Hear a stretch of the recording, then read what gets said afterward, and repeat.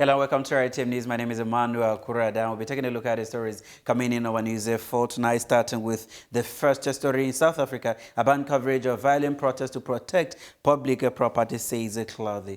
Former SABC Chief Operation Officer Claude Motsoeneng stand by the decision he took to ban the public broadcaster from covering violent protests in May 2016. Giving testimony before the Deputy Chief Justice Raymond Zondo on Wednesday, Motsoeneng said that he took that decision as an individual and was guided by the Broadcasting Act. Chairperson, as the COO of the organization, it is my role to take such decisions. I took that decision and I stand by that decision. Wrong or right, you will have your findings because I think I did the right thing for the SABC, say Motsoeneng. Staying in South Africa, land expropriation ad hoc committee to call land expert on amendment of a constitution.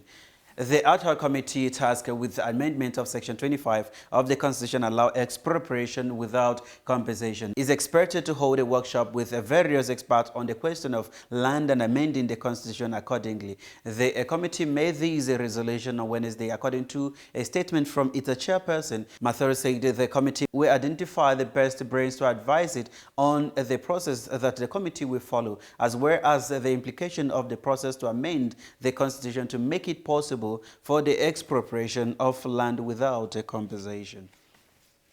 Staying in South Africa, Malema's former lawyer fighting possible liquidation of his firm. Lawyer Tumi Mokoena, who is the former lawyer of EFF leader Julius Malema, faces an application for the liquidation of his law firm. The application for the liquidation was brought by a controversial businessman, Sitombiso Betua Bosco, who is also a former ally of Malema. He donated the funds to Malema's Ratanang Family Trust and former President Jacob Zuma's Education Trust in 2007. The application will be heard in Limpopo High Court on October 24 this year. The liquidation process comes after the dismissal by the Supreme Court of Appeal of an application by Mokoena for leave to appeal a Limpopo High Court order that compels him to produce all accounting records of his law firm for inspection by the Law Society of the Northern Province. And taking a look at the last story coming in this segment, police confiscate 10 million rands counterfeit goods, arrest 15 in Forsberg, says a report. Police and other law enforcement agencies pounced on Dragon City in Forsberg, Johannesburg yesterday, seizing counterfeit goods worth more than 10 million rand and arresting 15 people for various offenses. Gauteng SAP spokesperson Captain Mavela Masondo said the police, the Johannesburg Metropolitan Police Department, the SA Revenue Service and the fashion brand owners raided Dragon City following intelligence information that several stores or shops were selling counterfeit goods. Masondo said the raid was a continuation of operations that had been carried out in and around Johannesburg Centre, where goods worth millions have been confiscated and several undocumented people arrested. After the short break, we will continue in the rest of Africa. Stay tuned. Programs education and entertainment for spiritual messages uplifting your soul. We are here.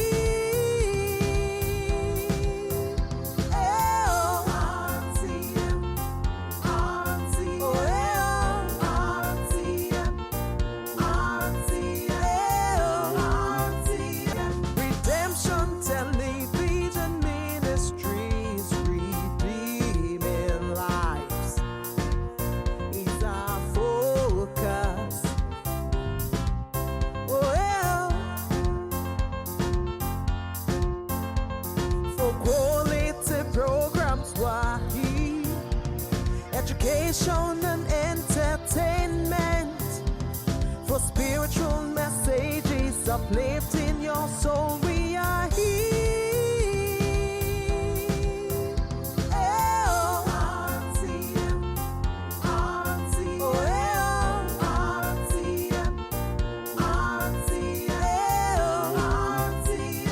Redemption Television Ministries, redeeming lives is our focus.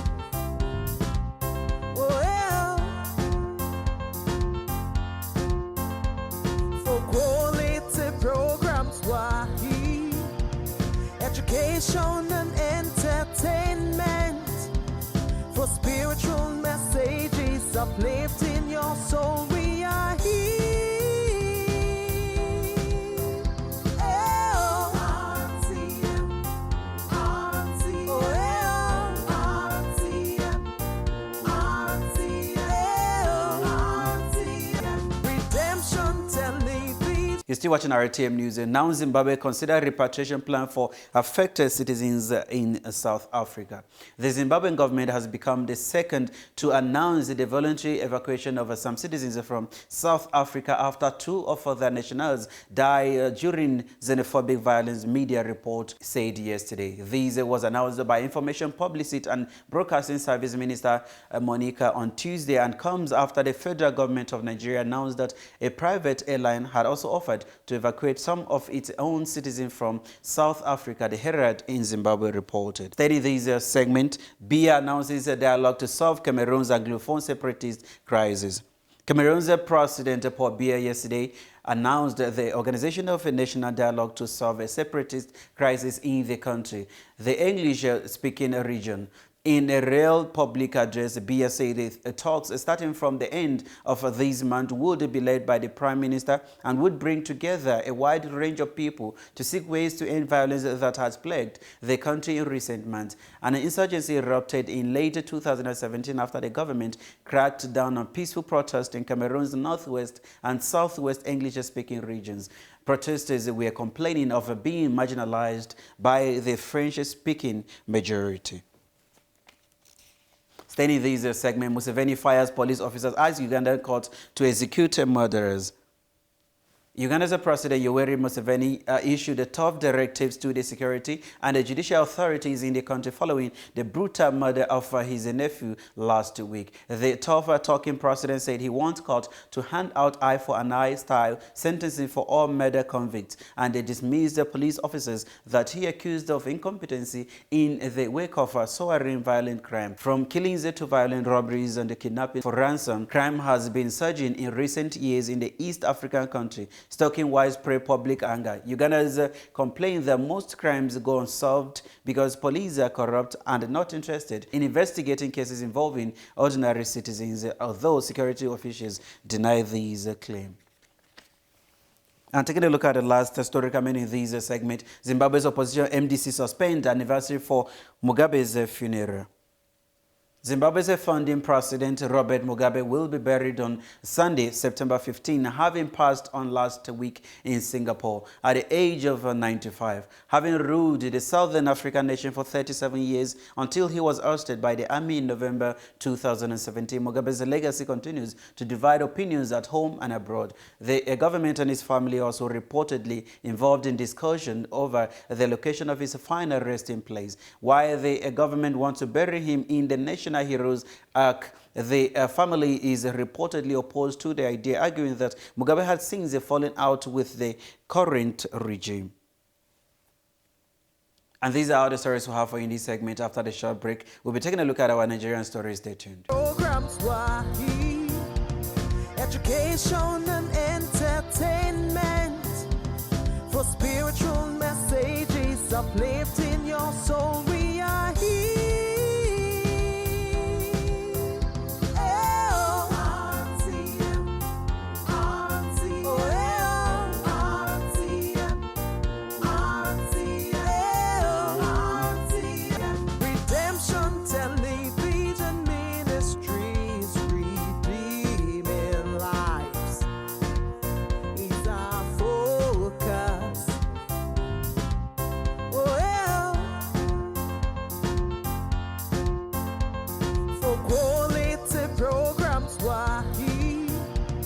Education and entertainment, for spiritual messages uplifting your soul. We are here.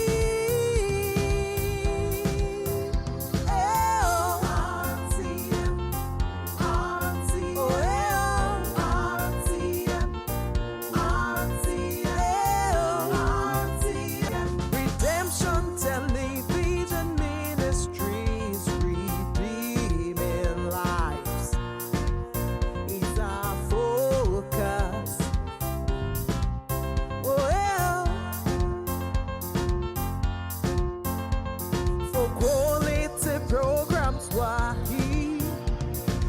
education and entertainment, for spiritual messages uplifting your soul. We are here. RTM, RTM, RTM, Redemption Television. Thank you so much for staying with us. Let's take a look at the stories coming in our Nigerian stories. Presidential Tribunal dismisses PDP articles a petition. The Presidential Election Petition Tribunal Abuja yesterday dismissed the petition filed by the People's Democratic Party and its presidential candidate Alhaji Atiku Abubakar challenging the victory of President Muhammadu Buhari at the February 23, 2019 poll. The Justice Mohammed Garba led the tribunal unanimously dismissed the case for lacking in merit after resolving all the 5 issues raised in the case against the petitioners. Justice Garba, who read the lead judgment, held that none of the ground upon which the petition was anchored was approved. The tribunal held that the petitioners merely dumped documents, particularly electoral materials, including result sheet used for the election on the tribunal, without demonstrating them by tying the evidence of any of their 62 witnesses to the document in their bid to prove allegations in their petition. Staying in Nigeria, 187 Nigerians returned. South Africa employs rules to stop others. The number of Nigerians that made it back to Nigeria drastically reduced following moves by the South African government to frustrate the evacuation efforts. Only about 187 adults and children were successfully evacuated on Wednesday, as against the 320 Nigerians expected back home. The flight arrived at the Murtala Mohammed International Airport, Lagos, at 9:43 p.m. The chairman Nigeria Diaspora Commission, Mrs. Abike Dabiri Erewa, said there was a 15 hours delay before the flight left South Africa. She had earlier told journalists that the South African authorities brought new immigration rules before the affected Nigerians could be allowed to board the aircraft. According to Dabiri Erewa, the federal government is giving 40,000 worth of airtime to last them for 2 months, as well as a stipend of 10,000 naira for transport. Staying in Nigeria, Abacha family have sympathizers in Buhari government, says Adoke. Former Attorney General of the Federation and Minister of Justice, Mohammed Adoke, says he believes the late ex-head of state, Sani Abacha's family, have sympathizers in the Muhammadu Buhari government. General Abacha, who ruled Nigeria between 1993 and 1998, stole millions of dollars from the treasury. According to Adoke, that the Abachas decided to go to court and make claims on the OPL 245, otherwise known as Malabu, under the Buhari government, confirms his belief. He says the development had shown the Abachas found the present political environment conducive. Adoke, who was a former president, Goodluck Jonathan's AGF from 2010 to 2015, made his position known in his book, Burden of Service, Reminiscence of Nigeria's former Attorney General, expected to be on sale in Nigeria. And in the last story coming in this segment, Islamists killed 9 soldiers in northeast Nigeria. Islamist militant killed 9 Nigerian soldiers in an attack on a military base in the northeast of the country. 3 soldiers and officials from security agencies said on Wednesday. A decade-long insurgency in the northeast, started by Islamist group Boko Haram in 2009, has claimed more than 30,000 lives. A breakaway faction that pledges allegiance to Islamic State has become the dominant group in the insurgency, carrying out attacks on military bases over the past year. The soldiers and security officers, all of whom spoke on condition of anonymity, said Islamic militant attacked troops on Tuesday at a military base in Gudumbali, a town in Borno State, the worst hit by the insurgents. After the short break, we'll be taking a look at our international stories. Stay tuned. Programs were here, education and entertainment, for spiritual messages uplifting your soul. We are here.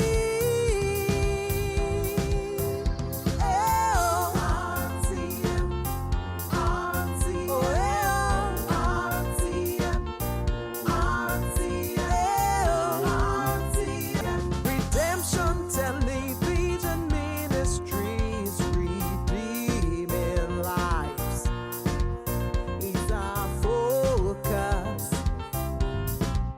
Oh,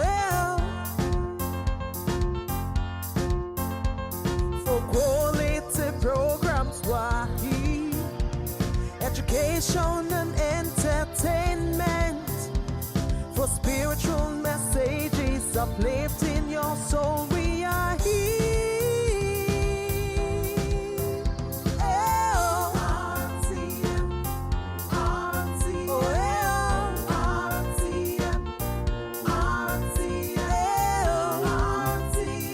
Redemption Television Ministries, redeeming lives is our focus.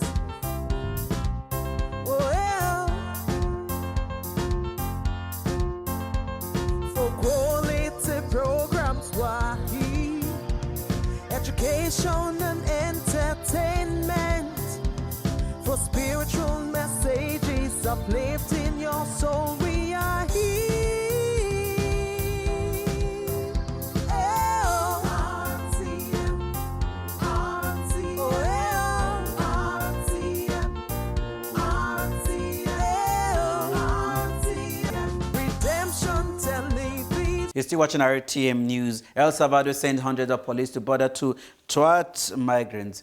El Salvador's government will deploy at least 800 police to its border with Honduras and Guatemala in a bid to thwart U.S.-bound migrant, officials said yesterday. A government statement says the deployment is set to begin on Thursday at La Hachadura, a border crossing with Guatemala near the Pacific coast, and where hundreds of Salvadoran migrants have previously attempted to cross as a part of large caravans. The police will be backed up by another 350 immigration officials who will review identification and travel documents of migrants seeking to cross, according to a Salvadoran government official. Stating this segment, another of Brazil president's son facing civil criminal probe, says prosecutors. Brazil President Jair Bolsonaro's son Carlos is under investigation by the Rio de Janeiro State Prosecutor's Office. It said on Wednesday, making him the second of the far-right leader's son to be probed by state investigators. Carlos Bolsonaro, a Rio city councillor who has guided the president's pugnacious social media presence, is facing a civil and criminal investigation for alleged improprieties in his council office, the state prosecutor's office said in a statement. It added that the probes were sealed. Reuters was unable to contact Carlos Bolsonaro, who has taken unpaid leave from his city council job to take care of his father, who is recovering from an operation. Then in this segment, Tongan Prime Minister Pohjiva, 78, dies in New Zealand. Tongan Prime Minister Akilisi Pohjiva, who was being treated for pneumonia at the hospital in Auckland, has died, New Zealand media said this morning. Pohjiva, 78, was medevaced to Auckland Hospital on Wednesday, Radio New Zealand said. The news was confirmed by an Information Ministry official, although the Prime Minister's office could not immediately be reached for comment. The Tongan Parliament has been deferred indefinitely as a result, media said. And in the last story coming in this segment, Czech President still anger after asking if he can withdraw recognition of an independent Kosovo. Czech President Miloš Zeman has accused the outrage after saying he wants to revoke his country's recognition of Kosovo as an independent state. The 74-year-old, who is known for his inflammatory remarks, made the comment during his second day of an official visit to Serbia on Wednesday. "I am not a dictator," Zeman told Serbian President Aleksandar Vučić, indicating that he would not act unilaterally. "But what I can do, and that will be in about a month's time, is take counsel with high constitutional representatives, where I will ask the question of whether it would be possible to revoke Kosovo's recognition," he stated. And those are the stories we have for you in this segment. After the short break, we'll be taking a look at our sports stories. Stay tuned. Programs were here. Education and entertainment, for spiritual messages uplifting your soul. We are here.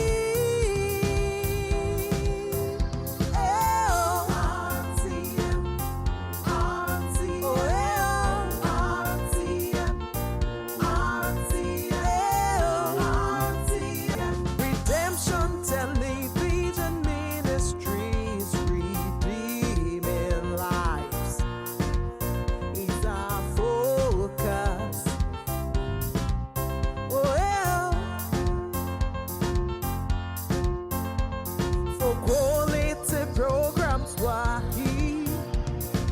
education and entertainment, for spiritual messages uplifting your soul. We are here. RTM, RTM, RTM, Redemption Television Ministries, redeeming lives is our focus.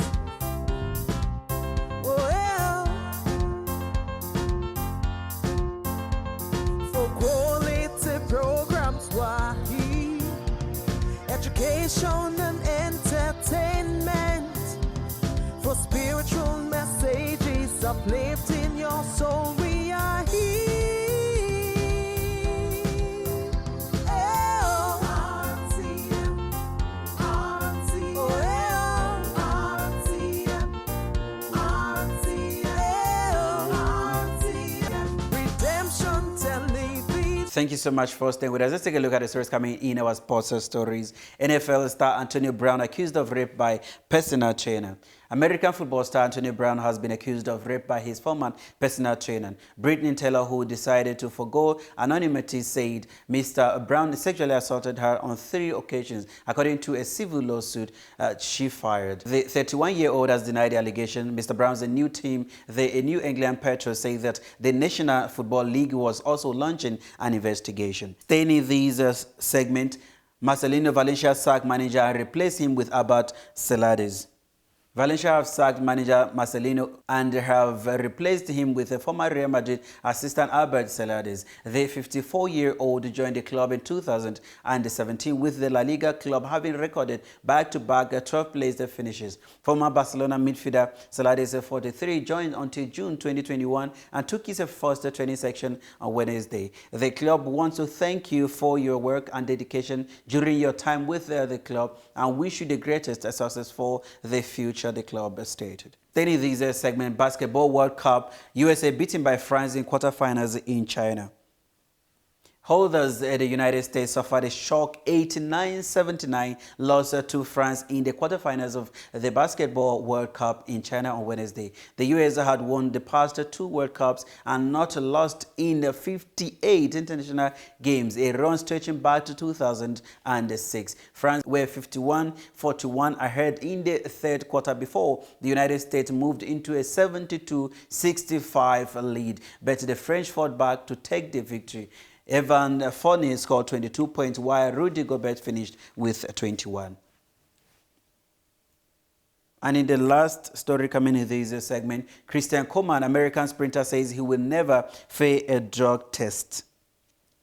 American sprinter Christian Coleman has defended himself and said he has never failed a drug test and never will. Coleman, 23, had been charged with missing 3 drug tests and was facing an automatic 1-year ban. But the U.S. Anti-Doping Agency withdrew the charge earlier this month after receiving guidance from the World Anti-Doping Agency. I put my heart and soul into track and field and worked hard to get where I am today, Coleman wrote on his Instagram page. And those are all the stories we have for you in our news for tonight. Thank you so much for staying with us. We'll see you again tomorrow, same time, same station. Do have a wonderful evening.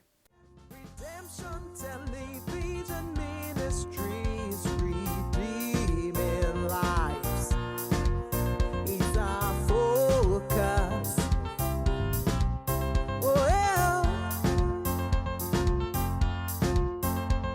For quality programs, Wahi, education and entertainment, for spiritual messages uplifting your soul.